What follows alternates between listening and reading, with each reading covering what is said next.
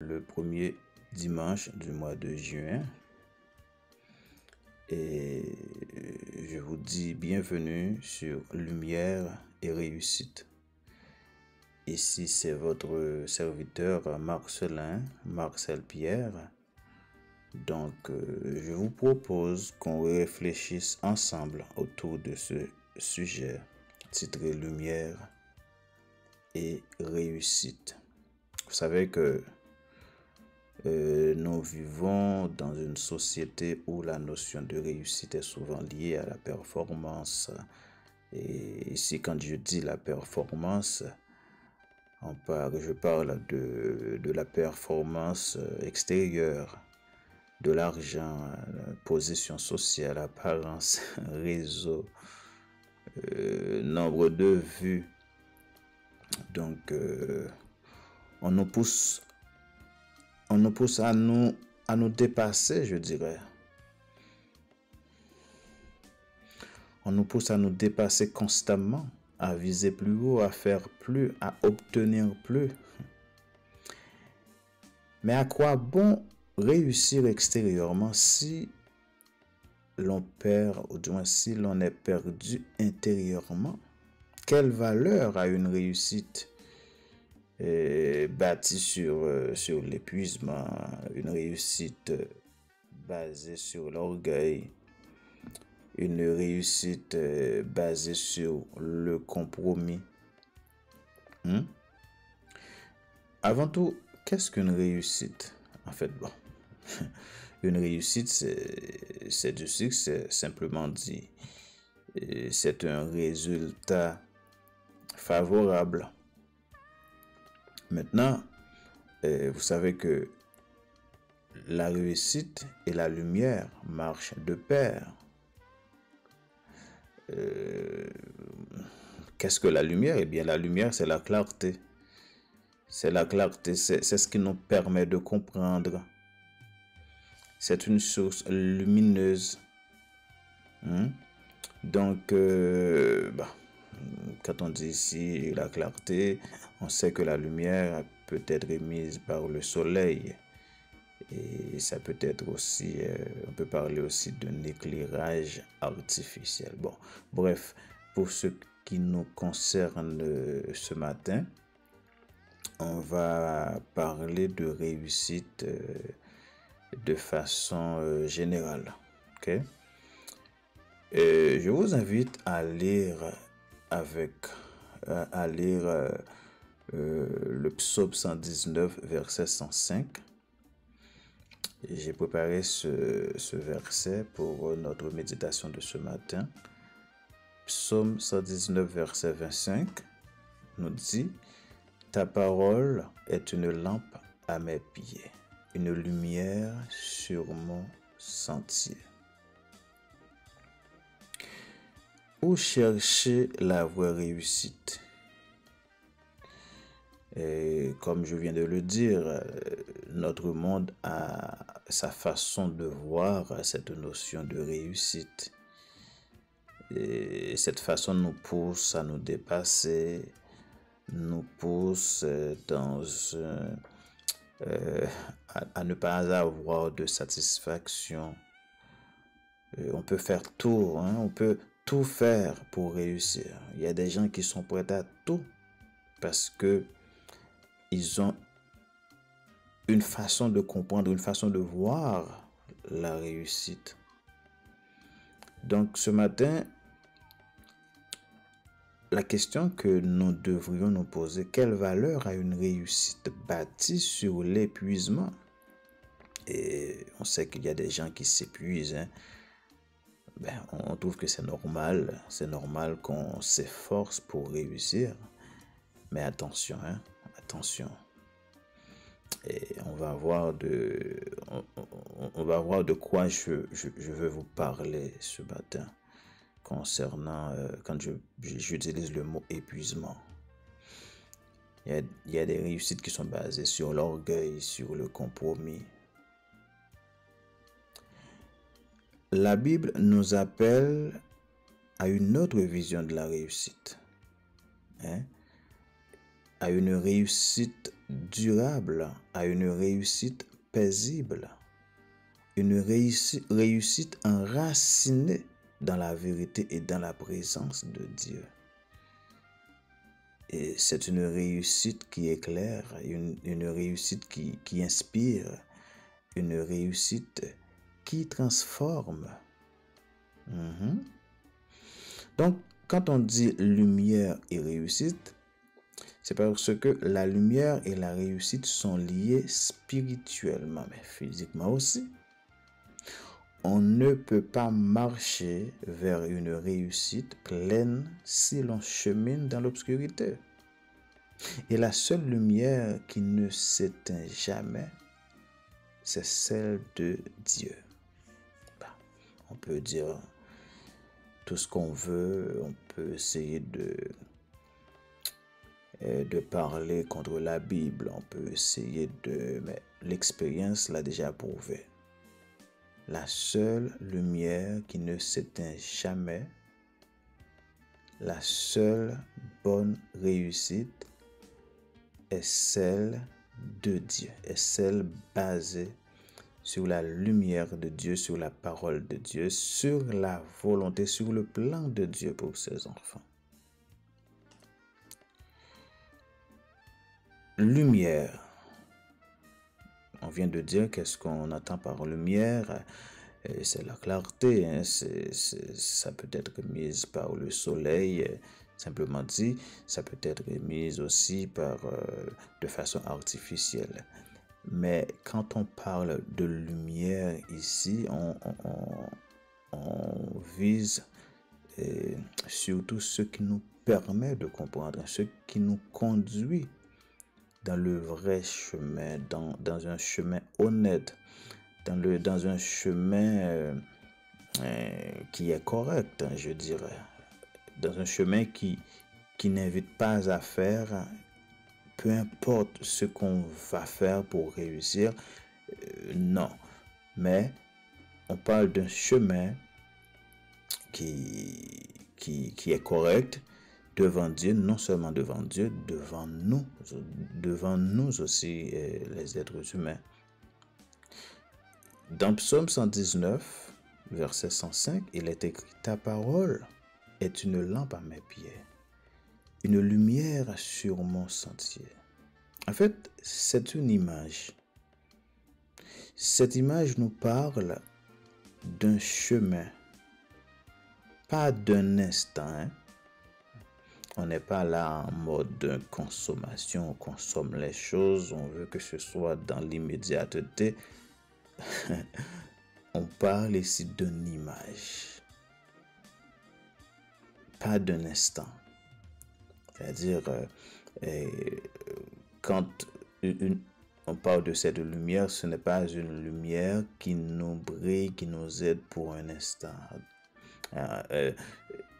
Mais d'une marche et d'une progression éclairée pas à pas par la parole. Ça, j'aimerais reprendre cette phrase. Du moins, j'aimerais reprendre ce que je viens de dire. Cette image nous parle d'un chemin. Quand la Bible nous dit, le psaume 119, verset 105, il est écrit « Ta parole est une lampe à mes pieds, une lumière sur mon sentier. »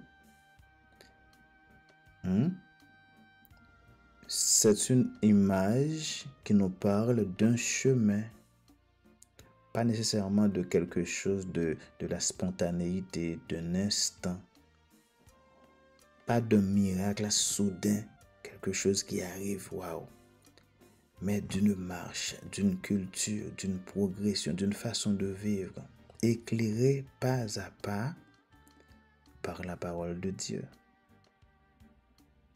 Et cela nous enseigne l'humilité. C'est-à-dire on ne peut pas le faire sans la parole de Dieu. On ne peut pas le faire sans l'aide de Dieu. C'est ça l'humilité. Hein? C'est ça qu'on trouve dans le psaume 119, verset 5. Et parfois on peut lire, hein, il y a des gens qui vont lire des psaumes juste dans leur pensée. Bon, ils lisent des psaumes, bon, c'est comme s'ils priaient et puis ça va les protéger durant la journée. Mais je vous invite à non seulement lire, mais à étudier, à analyser, à méditer. Il n'y a rien de mauvais si on prend un verset et puis on le lit plusieurs fois. On essaie de comprendre, on essaie comment dire ça, d'y tirer quelque chose, un message quelconque. Donc, le psaume 119, verset 105, nous enseigne l'humilité. Dieu nous éclaire une lumière à mes pieds. À chaque pas, cette lumière est présente. À chaque chose que je vais faire, cette lumière est présente. Donc, ce n'est pas moi qui le fais, ce n'est pas ma faute. Ma force, c'est-à-dire, ce n'est pas de ma force, mais c'est celle de Dieu. Dieu ne nous révèle pas toute notre vie d'un coup. Il nous donne assez de lumière pour aujourd'hui. Et demain, il renouvellera sa lumière. Et nous devons apprendre à faire confiance à cette lampe divine. C'est ce que le psaume 119 nous enseigne. Il ne faut pas oublier qu'on est dans lumière et réussite là. Hein? Donc, il n'y a pas de réussite sans lumière. Voilà pourquoi qu'on pèse un peu, qu'on met un peu d'accent sur le mot lumière, sur la lumière. L'échec n'est pas toujours un manque de capacité, les amis. L'échec, parfois, c'est tout simplement un manque de lumière. On agit trop vite, sans réfléchir, sans demander conseil, sans prière, sans discernement, dans l'obscurité. Vous comprenez ce que je veux dire? Donc, tout ça, c'est pour vous montrer l'importance de la lumière, l'importance de la compréhension. Et dans ce sens, quand on parle de lumière ici, je veux mettre l'accent surtout sur la compréhension, sur le discernement, sur la patience, prendre son temps avant d'agir, demander conseil. Et la lumière vient de la méditation. Hein? Mais oui, la lumière vient de la méditation, c'est ce que je viens de dire. Et tantôt, il ne faut pas lire la Bible juste pour la lire. Il ne faut pas lire un verset juste pour la lire, pour le lire. Mais il faut surtout méditer. Il faut surtout prendre son temps à comprendre. Qu'est-ce que je peux tirer? Qu'est-ce que je peux en tirer?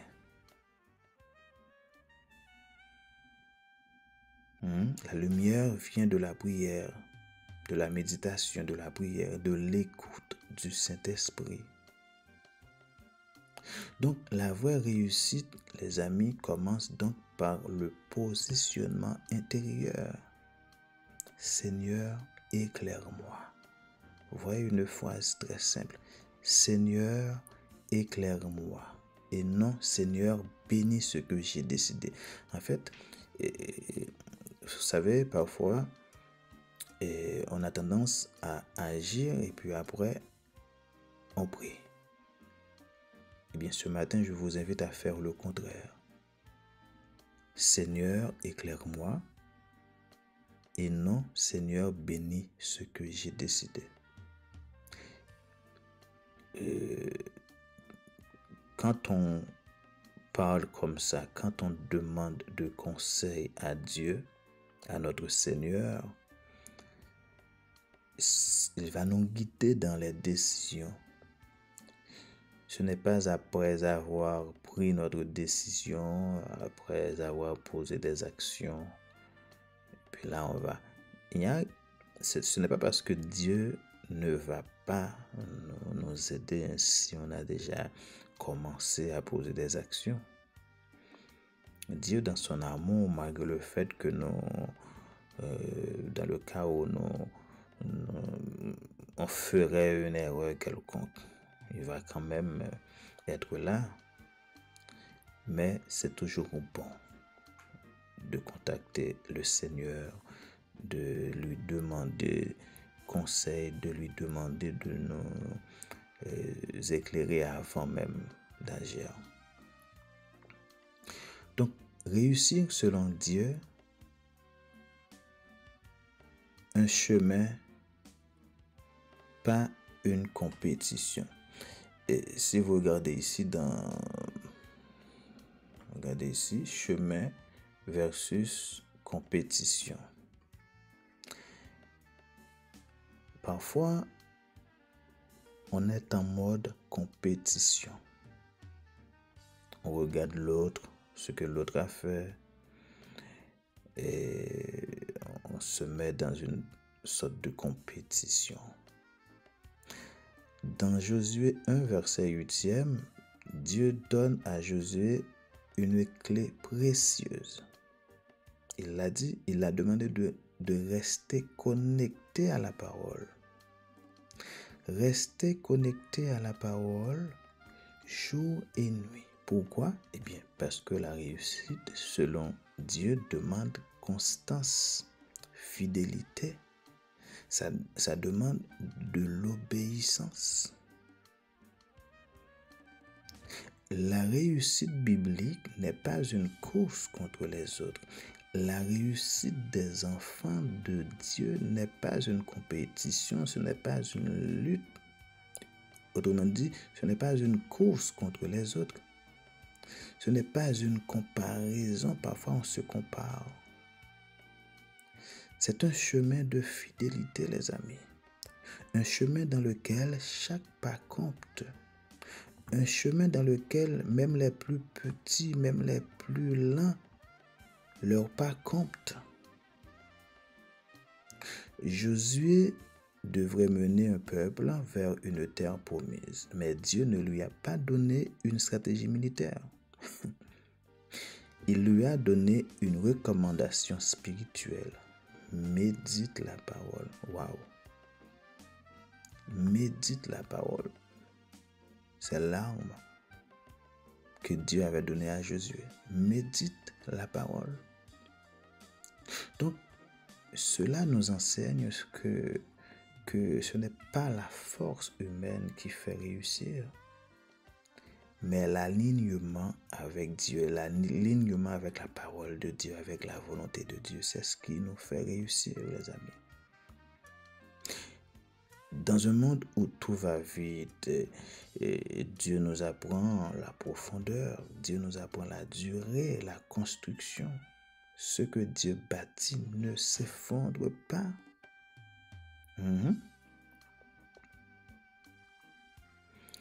La lumière qui ne s'éteint jamais. Qu'est-ce que c'est que cette lumière? Eh bien, c'est Jésus. Dans Jean 8, verset 12e, je suis la lumière du monde. Il ne faut pas oublier le titre de notre sujet ce matin, lumière et réussite. Jésus dit, Jean 8, verset 12e, je suis la lumière du monde. Il ne dit pas seulement qu'il apporte la lumière, il est la lumière. Donc, cela veut dire que marcher avec Jésus, ce n'est pas seulement suivre un enseignement moral, mais c'est vivre en relation avec une lumière vivante. Oh. Une lumière qui éclaire nos pensées, une lumière qui éclaire nos choix, une lumière qui éclaire nos relations, une lumière qui éclaire nos projets. Parfois, il manque seulement ça. Il y a des relations, les amis, ce n'est pas parce que l'amour n'est pas au rendez-vous. Il manque juste cette lumière. Il y a des projets qu'on bâtit et on a de compétences pour réussir, pour y arriver. Mais il nous manque parfois seulement de la lumière. Donc, l'enseignement, c'est de lumière, c'est vivre en relation avec Jésus. Il ne s'agit pas de briller pour être vu. Il ne s'agit pas de briller pour être vu. Aujourd'hui, avec les réseaux sociaux, on fait tout pour être vu. On fait tout pour avoir de vues. Waouh, il y a des choses qu'on voit, on ne les comprend même pas. Mais des gens les postent. Certaines personnes les postent. Et puis, pire, il y a d'autres qui les applaudissent. On cherche à comprendre, mais qu'est-ce que la personne, quel message que cette personne veut passer à travers Waouh! À travers cette vidéo, mais qu'est-ce que cette personne, quel message? C'est vide. Mais ces personnes-là les postent juste pour être vues. Il ne s'agit pas de briller pour être vu, mais de refléter une lumière qui vient d'en haut. Plus nous restons proches de Jésus, plus sa lumière se manifeste en nous, à travers nous. Donc la vraie réussite n'est pas de réussir sans lui, mais de réussir avec lui, en lui, pour lui. Sans Jésus, la réussite est temporaire, mais avec lui, elle devient éternelle. Maintenant, la réussite selon Dieu. La réussite selon Dieu produit du fruit durable. Proverbe 16, verset 3 nous dit: recommande au Seigneur ce que tu fais et tes projets réussiront. Ça, c'est un appel à la soumission volontaire, les amis. C'est un appel à reconnaître que Dieu est plus sage que nous. Quand nous mettons nos plans, quand nous mettons nos rêves, nos projets entre ses mains, il peut les ajuster. Il peut les purifier, les amplifier même. Il les transforme en projets de bénédiction, pas seulement pour nous, mais aussi pour ceux qui nous entourent, pour nos proches, pour notre famille.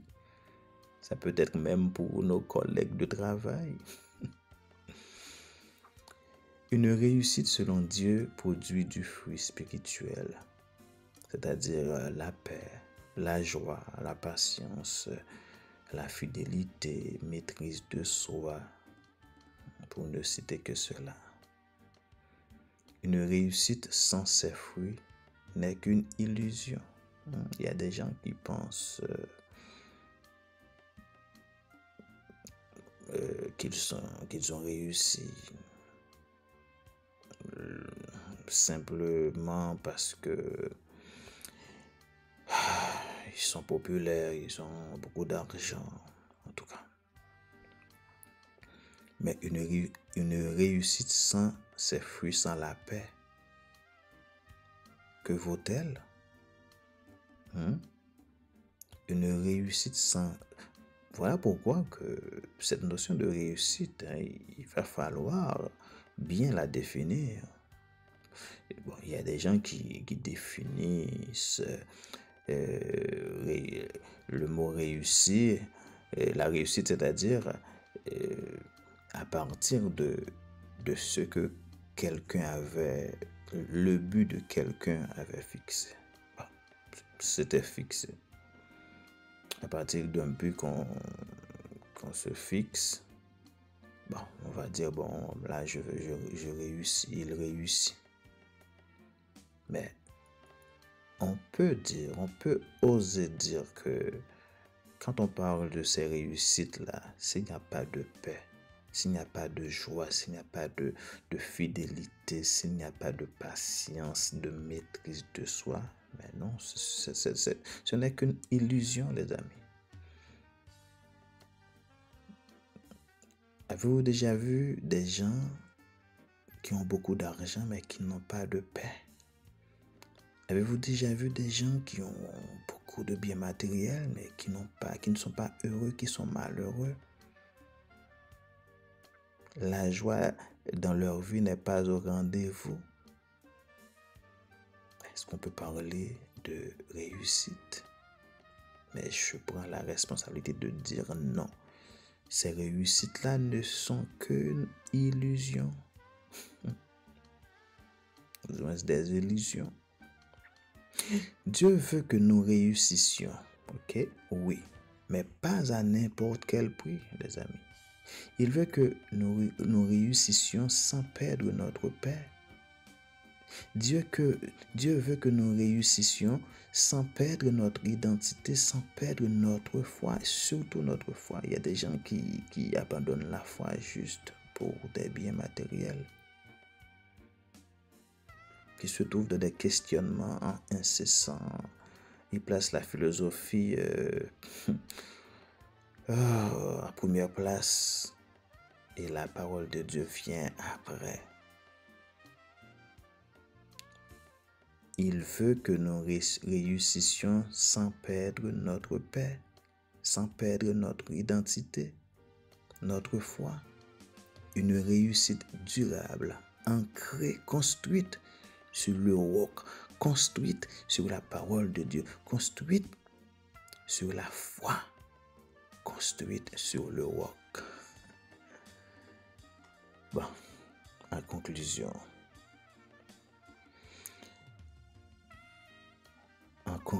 marche dans la lumière et tu réussiras selon Dieu. Bon. Marche dans la lumière et tu réussiras selon Dieu. Frères, sœurs, chers amis, ne cherchez pas seulement à briller. Cherchez à être éclairé. Il y a de grandes différences. Et je vais répéter ce que je viens de dire. Ne cherchez pas seulement à briller. Cherchez à être éclairé.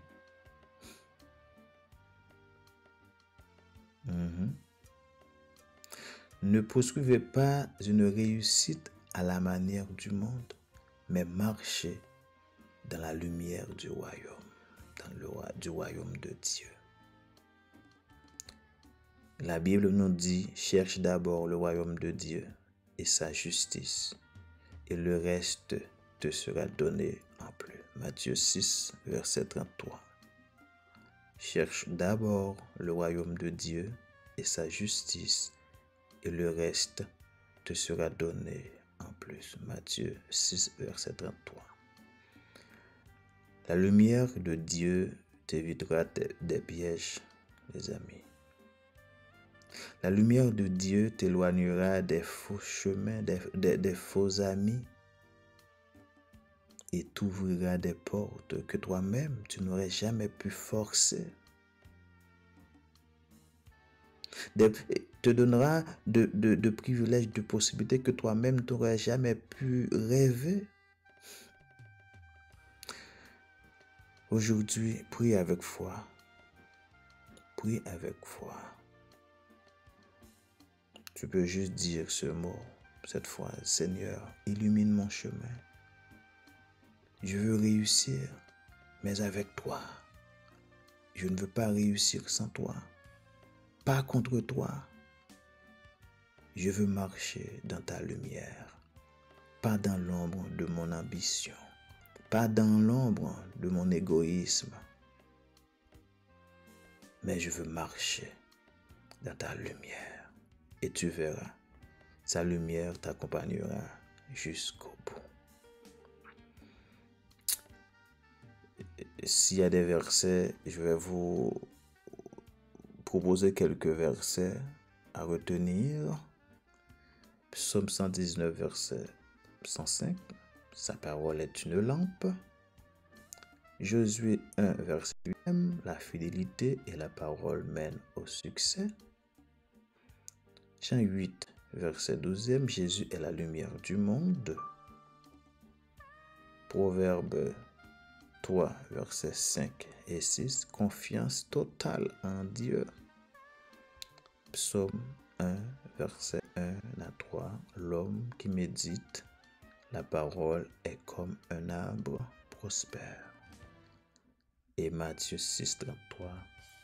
Cherchez d'abord le royaume de Dieu. C'était avec vous votre serviteur, votre ami, votre frère, Marcel Bière. Et je vous souhaite de passer un très bon dimanche. Un très bon premier dimanche du mois de juin. Merci, à la prochaine.